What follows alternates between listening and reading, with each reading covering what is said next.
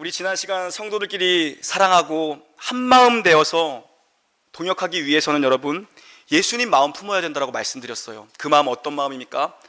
겸손한 마음이라는 거예요. 자기를 비우시고 자기를 낮추시고 십자가에 죽기까지 복종시키신, 아버지 앞에 죽기까지 복종시키신 그 예수님의 마음, 낮아지심의 마음, 그 성육신하신 그리스도의 마음을 품어야 된다고 말씀드렸어요. 그 마음은 겸손한 마음으로 나타난다고 얘기하시죠. 우리 모범 되시는 그 그리스도께서 우리에게 따라오라고 말씀하셨는데 종의 형체를 가지신 모습으로 이 땅에 오셨고 우리를 구원해내시는 그 구원의 도를 친히 보이셨습니다, 주님께서. 그리고 지난주에 이어지는 오늘 본문, 그 구원의 도를 너희가 충분히 보았다라면, 그 구원의 진리가 너희 가운데 있다라면 이제는 그 구원을 이루어 가라라는 말씀입니다. 그래서 오늘도 그러므로 라는 접속사로 시작됩니다. 12절이요. 너희가 그러한 그리스도의 낮아지심과 그 그리스도의 겸손이 너희 안에 거한다면, 그러므로 이제 너희는 그 구원을 살아내야 된다라고 얘기하고 있는 거죠. 12절 말씀 함께 봉독해 볼까요? 12절입니다. 시작. 그러므로 나의 사랑하는 자들아, 너희가 나 있을 때뿐 아니라 더욱 지금 나 없을 때에도 항상 복종하여 두렵고 떨림으로 너희 구원을 이루라. 너희 구원을 이루라. 이 말 딱 보면은 우리가 혼돈할 수 있을 것 같아요. 자칫하면 혼돈합니다. 그래서 잘 들으셔야 됩니다. 에베소서 2장 8절에 보면 구원이 무엇입니까? 하나님이 주신, 값없이 주신 은혜의 선물이라고 에베소서는 명확하게 얘기합니다. 그런데 선물은 그냥 받기만 하면 되는 건데 오늘 말씀은 또 무언가, 구원을 이루라고 하니 이건 무언가 헷갈리죠. 예수님께서도 분명히 십자가에서 다 이루었다라고 말씀하셨습니다. 그런데 오늘 본문의 사도는 너희 구원을 이루라라고 권면합니다. 명령이죠. 여러분 구원 받았습니까? 그래요. 구원 받았습니다. 구원 받은 거 흔들리지 않을 거예요. 빼앗기지 않습니다. 취소가 없어요. 변하지 않으시죠. 그러나 명심할 것이 있습니다. 우리가 그리스도의 마음을 품고 살아간다는 것은 두렵고 떨림으로 복종하며 그 구원을 이루어가야 한다는 것을 놓치면 안 된다는 것입니다. 많은 사람들이 그것을 놓치고 있어요. 왜 두렵습니까? 왜 떱니까? 그리스도께서 이루신 구원이 뭐가 부족한가요? 예수님께서 십자가에서 덜 이루신 것이 있습니까? 뭐가 부족한 건가요? 구원이 모자랍니까? 매일매일 우리가 무언가를 보태야 됩니까? 그 구원에? 아니죠. 지금 사도가 이야기하는 논지는 그런 논지가 아닙니다. 여기서 너희 구원을 이루라라고 할 때 이룬다는 의미는 직역하면 실행하다 혹은 성취하다라는 단어로 직역할 수 있어요. 내 안에서 이미 시작된 구원, 그 구원의 역사가 아름답고 풍성한 열매를 맺기까지 끝까지 나태하지 말고 지속하여 영적인 성숙을 힘쓰라는 권면입니다. 거룩함이라는 것은요, 거저 얻어지는 것이 아니라는 거죠. 거룩함은 추구하는 것이고 그것은 방향성의 문제인 것이고 그것은 단단히 붙잡고 싸우는 인내의 경주라고 얘기하고 있는 거예요. 여러분, 성경 전반에 흐르는 이 구원에 관한 시제는요, 과거와 현재와 미래를 모두 포함하는 이 세 가지 시대 모두를 구원을 이야기할 때 성경은 이야기합니다. 우리는 이미 구원 받았어요. 이미 구원 받았죠. 그러나 오늘 바울이 권면하고 있는 것처럼 우리는 날마다 구원을 이루어가야 합니다. 현재적 구원이죠. 그리고 우리는 언젠간 하나님께서 계신 그곳에서 하나님이 시작하시고 하나님이 마치시는 그 구원의 완성을 우리는 목격하게 될 것입니다. 아, 이것이 태초 이전부터 끌고 오신 하나님의 이 구원의 경륜이 이렇게 완성이 되는구나. 우리는 그날 하나님의 얼굴 앞에서 그 구원의 완성을 목격하게 될 거예요. 우리는 신분적으로 이미 하나님의 자녀가 되었습니다, 여러분. 우리는 그리스도 안에서 믿음으로 의롭다라고 인정하는 칭의의 구원의 은총을 입은 자들입니다. 우리는 의롭다함을 입었어요, 여러분. 그리스도의 완전한 의로움을 우리에게 그분께서 전가시켜 주신 거죠. 우리는 칭의의 은총을 입었습니다. 그런데요, 구원은요, 거기서 끝이 아니에요. 우리의 구원은 점진적으로 하나님의 자녀답게, 하나님의 자녀의 신분답게 그에 걸맞는 주의 사람으로 자라가야 한다는 것입니다. 이것을 성화라고 하죠. 성화. 점진적 구원입니다. 이미 다 이루어진 구원이에요. 그리고 이제 현재적 구원, 그 신분에 맞는 의의 옷을 입은 자답게 살아가야 한다는 것이죠. 부모가 자녀를 양육하듯이 품에 안고 하나님께서 우리를 그렇게, 그분의 자녀된 우리를 그렇게 양육하신다라는 거예요.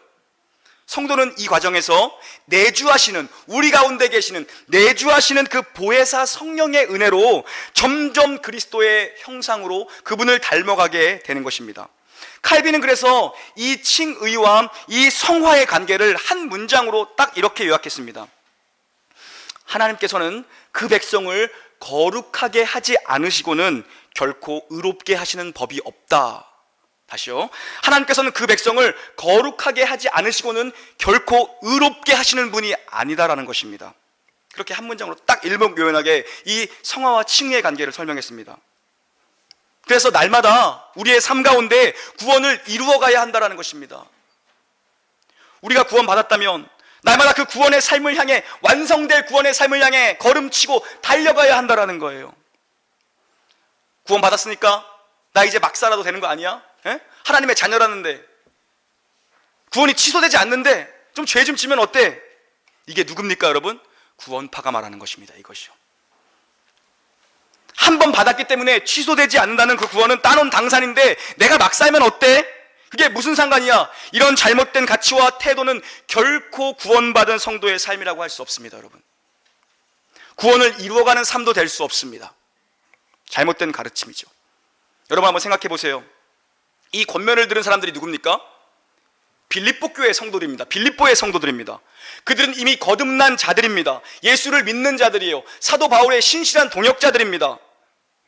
그래서 사도가 내가 곁에 있을 때나 지금처럼 멀리 떨어져 있을 때나 변함없이 예수 공로 의지하여 그분의 공로로 시작된 이 구원이 성도들의 삶의 현장에서 구체적으로 드러나고 구체적으로 경험되어지고 구체적으로 증거되어지도록 살라고 얘기하고 있는 것입니다. 그들은 이미 구원 가운데 있는 빌립보의 성도들이었어요.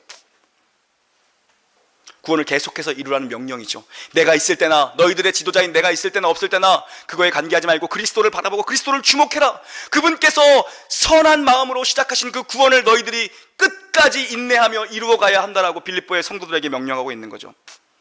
그렇다면 여러분, 구원받은 자의 삶, 구원이 성취되어가는 삶, 구원을 완성해가는 신자의 삶이란 구체적으로 어떤 삶을 이야기하는 것일까요? 다시 한번 12절 봉독해 봅시다. 다시 한번요. 12절 시작. 그러므로 나의 사랑하는 자들아, 너희가 나 있을 때뿐 아니라 나 없을 때에도 항상 복종하여 두렵고 떨림으로 너희 구원을 이루라. 아멘. 구원을 이루어가되 복종하고 두렵고 떨림으로 이 구원을 이루어가라고 얘기합니다. 하나님을 경외한다라는 것, 그것은요, 하나님을 경외한다라는 것은 사랑과 두려움의 공존입니다.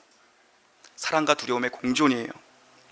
참된 경외함이란, 정말 진실된 경외함이란 이 사랑이라는 것과 이 두려움이라는 것을 동시에 수반하게 되어 있다는 것입니다. 어느 한쪽으로 치우치지 않고요. 오늘 사도가 두렵고 떨림으로 너희 구원을 이루라고 할 때 이 두렵고 떨림은 상전에게 종이 매를 맞을까 두려워하는 그런 것이 아닙니다. 그러한 두려움이 아닙니다. 극진한 사랑이 만들어낸 두려움이라는 것입니다. 극진한, 하나님을 향한 극진한 사랑으로부터 발산된 두려움을 얘기하고 있는 것입니다. 이것은 진실한, 신실한 사랑으로부터 출발되어지는 두려움이라는 거예요, 여러분. 구원을 잃어버릴까 두려워하는 말도 아니에요, 여러분. 구원이 취소되니까 두려워하려는 말도 아닙니다. 하나님이 그리스도 안에서 부르신 구원은 취소되는 구원이 아닙니다. 그러면 예수 그리스도의 십자가 사건은 대체 무엇이 됩니까? 그럴 수 없습니다. 하나님은 우리를 거룩한 나라에 이를 때까지 견인해 나가실 것입니다. 이것이 바로 성도의 견인입니다. 한번 붙잡은 하나님의 구원은 끝까지 책임지신다는 거예요. 하나님께서 우리에게 얼마나 귀한 구원을 주셨는지 생각해보고 깨달아 알라는 것입니다. 너희가 얻은 그 구원이 그렇게 가벼운 것이 아니다. 이 구원이 얼마나 복된 것이고 얼마나 진중한 것이며 얼마나 존귀한 것인지 그 구원을 두렵고 떨림으로 그리스도 앞에 경외함으로 서라는 것입니다, 여러분. 빌립보 성도들이요, 바울이 옆에 있든 지금 멀리 있든 항상 깨어 있어야 했어요. 자신들의 육신을 쳐서 복종시켜야만 했습니다, 여러분. 우리의 아니라고 이기적인 이 육신의 본성을 쳐 말씀 앞에 복종시켜야 한다는 것입니다. 누가 그랬든요, 그리스도께서 하나님 말씀 앞에 그렇게 복종하셔서 십자가에 달려 모든 걸 내어놓으신 것처럼 말씀 앞에 복종하는 삶을 살라는 거예요. 우리 너무나 느긋하게 살고 있지 않은지 돌아봐야 할 것입니다. 너무나 우리 느슨해진 건 아닌지. 우리의 안일한 자세는 신자의 삶에 증거되어야 하는 그 성령의 열매들을 결코 이런 자세로 맺을 수 없다는 것입니다, 여러분. 하나님 우습게 생각하지 말고 하나님을 망령되이 여기지 말라는 도전이죠. 사도 바울 고린도전서 9장 27절에서 이렇게 말씀합니다. 내가 몸을 쳐 복종하게 하면 내가 남에게 전파한 후에 자신이 도리어 버림이 될까 두려워함이로다. 사도 바울이 얘기를 합니다. 사도 바울이에요, 여러분요. 생각해 보십시오. 감히 사도 바울에 우리 중에 견줄 사람이 누가 있겠습니까? 누구보다 열심히 했고, 누구보다 충성했고, 누구보다 그리스도를 많이 아는 자였습니다. 그리스도를 만난 자였습니다. 이제 좀 적당히 쉬어도 될 것 같은데 사도 바울은요, 바울만큼 주를 위해 산 사람이 어디 있겠어요, 여러분? 없죠. 감옥에 있으면 도리어 바울은 어쩌면 감옥에 있는 게 좀 쉴 수 있는 기회일 수도 있을 것 같아요. 감옥에 있으면 좀 쉬어야 하는 것 아닙니까? 바울이 그렇게 하지 않지요. 근데요, 그는 아무리 자신이 많은 일을 감동하고 많은 영혼들을 복음 앞에 서게 했다 할지라도 하나님 앞에서 내가 단독자로 섰을 때에 자신의 모습을 그려보며 항상 죄와 싸우며 육신의 소욕을 이기고자 두렵고 떨림으로 나의 육신을 쳐서 복종시켰다라는 것입니다. 여러분 다 천국에 가 있는데 저만 없으면 어떡해요? 바울이 지금 그 얘기하고 있는 거죠. 여러분 다 천국에 있는데 저만 없으면 어떡해요, 여러분? 예수님께서 말씀하십니다. 좁은 문으로 들어가기를 힘쓰라고 말씀하십니다. 좁은 문으로 들어가기를 힘쓰라고 말씀하십니다. 예수님께서. 우리 자신 한번 돌아봅시다, 여러분. 취업에 좁은 문 들어가려고 얼마나 힘씁니까?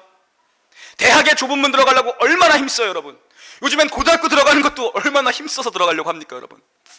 그런데 이 영생의 문제, 구원의 문제를 놓고는 우리가 얼마나 힘쓰고 있냐라는 이 문제입니다, 여러분. 영원한 문제를 가지고는 왜 힘쓰지 않느냐, 왜 고민하지 않느냐, 왜 노력하지 않느냐, 이 도전이에요. 지금 고민해봐야죠, 한번요. 사랑하는 여러분, 우리 모두 하나님께 대한 경외심을 회복하고 항상 복종하고 경외함으로, 두렵고 떨림으로 주님 오시는 그날까지 구원을 이루기에 힘쓰는 저 여러분 되기를 축복합니다. 아멘. 그런데 여러분, 만약 이 말씀이 두렵고 떨림으로 이루라 막 이렇게 얘기해놓고 그냥 끝이라면 우리는 답답하고 막막했을 거예요. 한숨밖에 쉴 수 없을 거예요. 주저앉아 버릴 겁니다. 나 같은 어리석은 자가 그걸 어떻게 하라고, 그죠? 그런데 13절을 보십시오, 여러분. 소망이 있습니다. 13절 함께 봉독합니다. 시작. 너희 안에서 행하시는 이는 하나님이시니 자기의 기쁘신 뜻을 위하여 너희에게 소원을 두고 행하게 하시나니. 아멘. 우리가 그 구원을 이루어갈 수 있는 근거요, 원인이요, 이유요, 출발점이 나옵니다. 그 원인은 너희 안에서 소원을 두고 행하시는 하나님, 그분이 계시다라는 것입니다, 여러분. 그분이 그 안에 계시다라는 거예요. 하나님이 우리 안에 계시기 때문에 이 구원의 완성이 가능하다라는 거예요. 이 구원의 완성이요. 하나님께서 역사하시고 일하고 계시기 때문에 우리에게 이런 권면을 하는 거죠. 인간의 힘으로 가능할까요, 여러분? 0.0001%도 가능성은 없습니다. 단언컨대 0.0001%도 인간의 어떠함으로 구원을 이룰 수 있는 가능성은 존재하지 않습니다, 여러분. 이런 말을 어떤 사람들 오해합니다. 또 반대에 있는 사람들은 오해합니다, 여러분. 그럼 하나님이 우리 안에서 행하신다고 하니까 뭐 아무것도 안 해도 되겠네? 이런 얘기를 해요. 아니죠. 그렇지 않아요. 그럴 수 없죠, 여러분. 어리석은 자들의 말입니다. 합리화하려는 자들의 말입니다. 그렇지 않아요. 하나님이 우리 안에 행하심이, 능력 가운데 거하심이, 능력 가운데 행하심은 분명합니다. 그런데 하나님이 어떻게 일하시는지 그것을 주의해 볼 수 있어야 해요. 하나님 어떻게 일하십니까? 13절에 오늘 빌립보서 2장 13절의 표현을 빌리자면 자기의 기쁘신 뜻을 위하여 너희에게 소원을 두고 행하게 하신다는 것입니다. 너희에게. 하나님이 우리를 어떤 방법으로 도우십니까? 어떤 방법으로 역사하시고 어떤 방법으로 그분의 뜻을 세워가십니까? 하나님이 기뻐하시는 그 뜻이 우리의 소원이 되게 하시는 방법을 쓴다는 것입니다. 하나님의 마음을 우리에게 부어주신다는 거예요. 우리 가운데 하나님의 뜻을 알리시고 하나님의 마음을 우리 가운데 폭포수와 같이 부어주신다는 거예요. 하나님 자신의 뜻을 이루어 가시는데 우리 속에 소원을 가지고 행하게 하신다는 거죠. 우리가 그 소원 가운데 살고 싶어 합니다. 그 소원 가운데 하나님의 뜻을 행하고 싶어 해요. 하나님의 능력으로 우리와 함께 하시고 우리의 순종함을 통해 하나님께서 이루어 가시고 가능케 하시고 돌보시고 도와주신다는 것입니다. 그리스도 안에서 이미 시작된 그 구원, 완성에 이를 때에 이 땅에 육신의 몸을 입고 살아가는 모든 성화의 과정을 거쳐 그 시간을 통과하는 동안 하나님 우리의 인격적인 반응과 인격적인 선택을 존중하신다는 것입니다. 발로 걷어차고 두들겨 패면서 하라고 말씀하시지 않아요. 물론 그럴 때도 있겠죠. 지독하게 말을 안 들으면요. 네?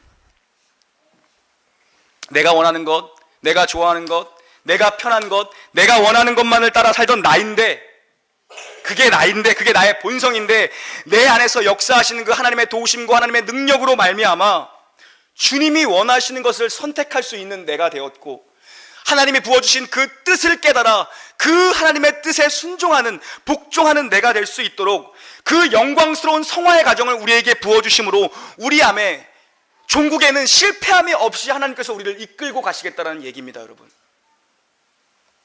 그 과정 가운데 뒤뚱거리고 넘어지고 자빠질 수 있어요. 많이 그럴 겁니다. 여러분, 다 그래요. 하지만 종국의 하나님이 실패함 없이 우리를 완성의 구원의 자리에 가져다 놓으시겠다는 거예요. 생각해 보세요. 여러분, 언제 예수님을 인격적으로 만나셨습니까?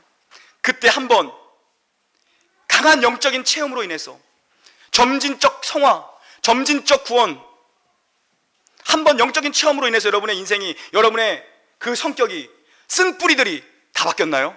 결코 그렇지 않을 거예요. 결코 그렇지 않을 거예요.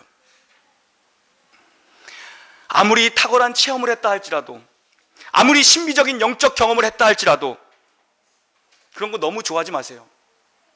우리 몸속에 온갖 악습은 쉽게 없어지지 않는다는 걸 경험적으로 모두 아실 겁니다. 여러분, 경험적으로 모두 알아요. 그래서 우리는 날마다 우리의 인격적 반응과 인격적 결단과 인격적 선택이 요구되고 있다는 것입니다. 우리의 중심과 우리의 진심이 담겨있는 그 선택과 하나님의 말씀을 소원하고 그 말씀을 내 삶으로 살아내고 싶은 그 진심 어린 백성들의 간절함을 통해서 하나님 우리 가운데 풍성하게 성화의 열매가 나타나도록 일하신다는 것입니다. 그런데 우리가 나태할 수 있나요? 게으를 수 있나요? 그럴 시간이 없죠. 그럴 수 없는 거죠. 우리의 손과 발을 끊임없이 움직이고 말씀 앞에 나의 삶을 끊임없이 비추어 보며 하나님의 기쁘신 뜻이 내 안에서 성취되어져 가고 있나, 이루어져 가고 있나, 그것을 목격할 수 있어야 되고 그것을 증언할 수 있어야 되고 그것의 목격자들이 되어야 한다는 것입니다. 얼마나 우리의 몸이 말을 안 듣습니까? 여러분, 우리의 손과 발과 우리의 이 생각이 얼마나 말을 안 들어요. 하나님의 뜻에 반대로 가려고 할 때가 더 많지 않습니까? 그래서 우리는 결단이 필요하고 의지가 필요하다는 것입니다. 말씀을 붙들고 일어나 믿음의 선한 싸움을 계속 싸우며 걸어가야 한다는 것입니다. 넘어지면 다시 일어나고 못 일어나는 지체가 있으면 같이 일으켜줘서 같이 가야 된다는 거예요. 여러분, 그런 삶을 통해서 어느새 우리 내면에 알게 모르게 참되고 진실한 그 변화가 나날이 빼곡히 쌓이게 되어가는 거예요. 여러분, 날마다 이 은혜가 우리 삶에 빼곡히 쌓여가 어느 순간 나도 몰라요. 그런데 어느 순간 돌아보면 나의 삶을 지탱시켜주고 나의 삶을 세워주고 있는 것이 이 빼곡한 하나님의 은혜였다. 이것을 깨닫게 되는 날이 온다는 거예요. 사랑하는 여러분, 한 가지만 적용하며 도전하고 마치려고 합니다. 여러분의 삶의 구원이 계속 이루어지고 있습니까? 여러분, 그 증거가 나타나고 있습니까? 구원의 풍성한 열매가 지금 맺히고 있나요? 여러분, 돌아보십시오. 공동체 안에서 그것을 볼 수 있어야 돼요. 교회 안에서 그것을 볼 수 있어야 돼요. 여러분, 우리 좋아요. 몇 명 안 돼서 좋아요. 그것을 볼 수 있어야 돼요. 지체들의 삶에서 구원이 어떻게 이루어지고 있는지, 하나님이 그 안에서 어떻게 하나님 저렇게 일하실 수 있을까, 그것을 목격할 수 있어야 돼요. 그것이 가정교회 모임을 통한 우리의 궁극적 목표죠. 서로 안에서, 공동체 안에서, 지체를 속에서 어떻게 하나님이 그 안에 소원을 두고 기쁘신 뜻을 저 지체를 통해서 열매 맺어 가시는지, 저 지체가 어떻게 저렇게 성장해 갈 수 있는지, 넘어지면 같이 일으켜져서 그때 넘어졌었는데 이제 잘 넘어지지도 않네, 정말 많이 성장했구나, 이 모습을 우리가 볼 수 있어야 된다는 것입니다. 저 지체를 통해서 하나님의 교회를 어떻게 세워나가는지 그것을 볼 수 있어야 돼요. 야, 저 자매에게, 저 형제에게, 저 집사님에게 이런 은사를 주셨네. 정말 꼭 필요한 사람인데 하나님의 기쁘신 뜻을 저 형제가 품고 우리 교회 왔구나, 저 자매가 하나님 저렇게 부르셨구나, 하나님이 어떻게 저분을 통해서 교회를 세워나가는지 목격하고 증언할 수 있어야 된다는 것입니다. 여러분과 제가 함께 이 놀라운 교회 섬기면서 그러한 증언자들 되기를 주님의 이름으로 축복합니다. 여러분, 성화 정말 쉬운 과정이 아닙니다. 정말 쉬운 과정이 아닙니다. 어렵습니다. 그러나 두렵고 떨리는 마음으로 말씀의 나를 복종시켜 힘을 다해 하나님께서 기뻐하시고 하나님께서 원하시는 최선을 다해 살아가는 그 성도의 삶에 하나님이 친히 도우시고 능력이 되시고 우리를 붙잡고 계신다라는 것을 기억하시면서 영광스러움과 복됨이 드러나는 복된 인생 되기를 주님의 이름으로 축원합니다. 아멘. 찬양합시다.